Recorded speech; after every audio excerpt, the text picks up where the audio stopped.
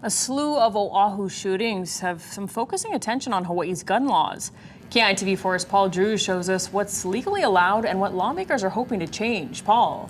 Well, Hawaii has the lowest overall rate of gun violence in the country, according to national data. The state also has strong gun laws, but those potentially deadly weapons are still finding their way into the wrong hands.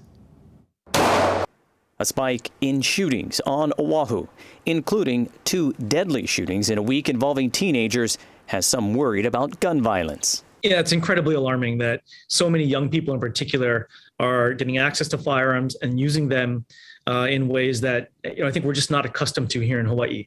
Hawaii has strict gun laws compared to other states, and one of those laws is an age requirement for gun ownership. They do have to be 21. They do have to get a permit from HPD. So the fact that they're 18, 19 years old tells me that either the gun was taken improperly, either stolen. These are hard gun cases. They allow you to store a firearm.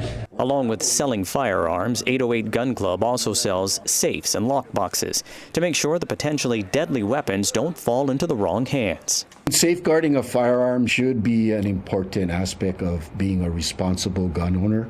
And of course, if a gun owner finds out that a firearm is or has been stolen, they should report that to the police right away. So far this year, 44 guns have been reported stolen to Honolulu police. Over the past 5 years, HPD has been alerted to an average of 180 firearms a year stolen. Reporting those thefts to police within 24 hours is also a Hawaii law.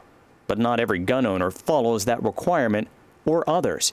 A recent shootout in Waianae took place after a firearm was reportedly stolen from a vehicle. Storage of a firearm is also important. I do not recommend storing in a vehicle. It is illegal. In the state of Hawaii, you're only allowed to transport your firearm in a locked case with ammo separate. Cannot be loaded. It has to be transported from your home to a shooting facility or to the police department. Even with the state's tight gun laws, new measures have been introduced this legislative session. Some lawmakers call for more frequent licensing renewals, as well as keeping guns out of the hands of those with concerning mental health issues.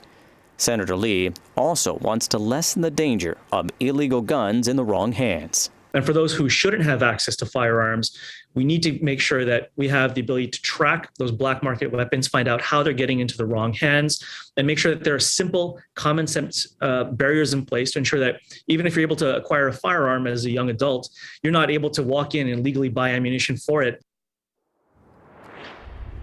There are also concerns about ghost guns in the islands that are pieces that can be put together to make a working gun that has no serial number or registration. There's also talk at the state and national level to limit ghost guns. Paul Drews, KITV4 Island News.